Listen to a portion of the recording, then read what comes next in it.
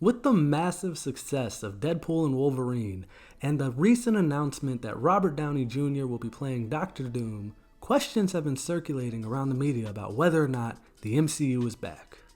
Well, let's talk about it. First things first, let's talk about Deadpool. Having had the chance to reflect on it after a few days and gotten down off of my hype train, I wanted to give it an objective look. The same way the MCU wasn't made with one movie, it's not going to be brought back from the depths that it's been in with one movie. But I can say that this is a phenomenal step in the right direction. Ryan Reynolds and Hugh Jackman are complete naturals for the jobs of Deadpool and Wolverine, and these characters were made in heaven to work together. Two people that cannot die. One of them is a jokester and the other one has a short temper. It just works so easy and is super entertaining when put on screen. And the fact that this movie respected Logan. That was a worry for a lot of people with Hugh Jackman reprising his role.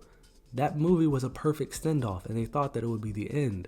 But they regarded it highly in this movie and it felt like a respectful way to bring him back in.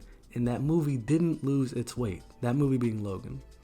In that same vein, they respected Deadpool. A lot of people worried that Disney would Disneyfy Deadpool, it wouldn't be the same. They honored that rated R rating, and Deadpool felt the same as he felt in those other movies. This felt like a Deadpool movie. It didn't feel compromised. It also didn't fall victim to old Marvel tropes that used to pierce through all of their movies.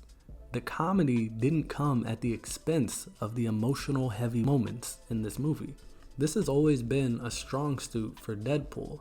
Somehow he knows how to make you feel like you're just watching a funny comedy with nothing to worry about, but then when the movie wants you to care, it can just suck you in like no other. Sometimes it shows through Deadpool's body language, other times he takes off his mask so that you can see facial expressions, or it's the change in his tonality. He plays this character perfectly. And the nuances that he adds to his character, as well as Hugh Jackman of course, really do a lot to push this movie over the top. What would be just a fun popcorn flick adds emotional depth to it and allows you to really not have to turn off your brain for this movie. You can keep it engaged and really enjoy yourself, but it doesn't take itself too seriously at the same time. This movie is like a geek's dream. And honestly, Marvel should really be stepping more into that lane than most people think. See, while I loved this movie, it didn't feel like old Marvel, and it never will.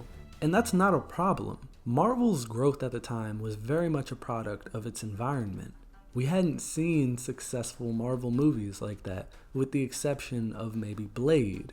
Iron Man brought something new to the table, and social media wasn't as big back then as it is now. So when you waited for post-credit scenes, it really built up and festered this cult-like following that was able to grow with each and every movie. Cult-like followings like that don't really exist anymore. We're constantly getting leaks, news channels, interviews, and we're bombarded with content.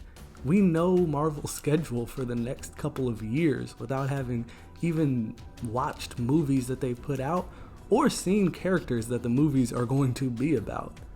A lot of things are spoiled nowadays, and that just wasn't the case back then.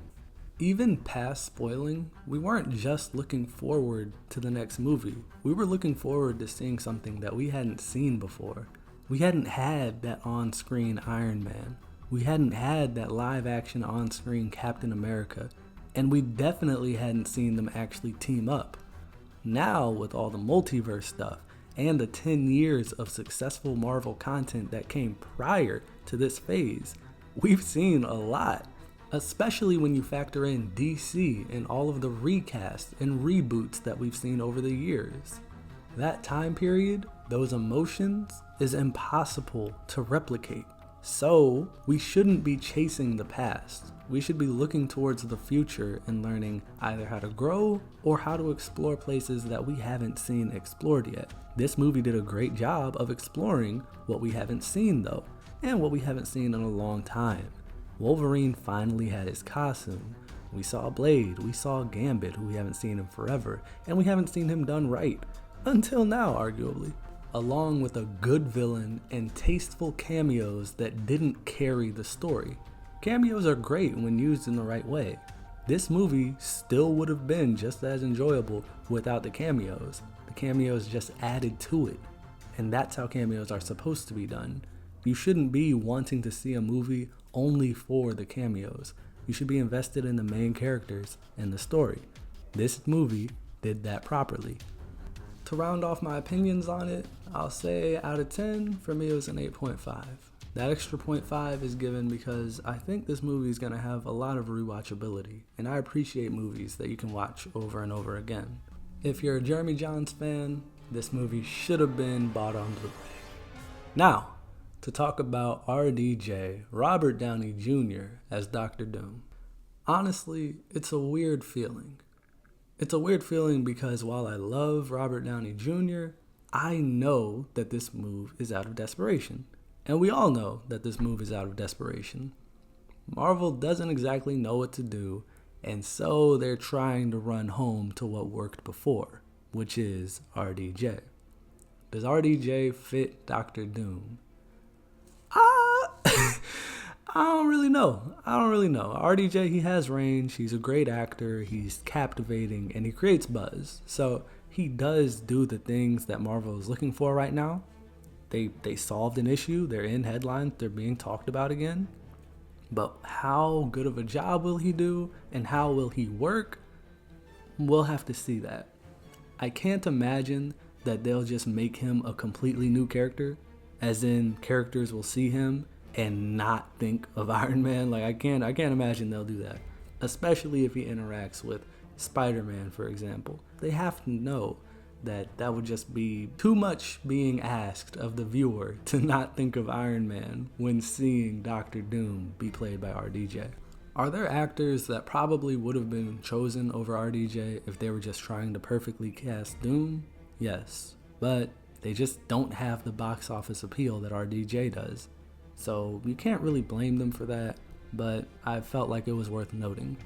There is a problem that comes to mind right away when thinking about RDJ playing Dr. Doom, and that is if he is, say, a variant of Tony Stark, does that mean we won't be getting Victor Von Doom? It would be a disservice to Dr. Doom to have him just be a Tony Stark that went wrong, instead of having him actually be Victor Von Doom with his own story.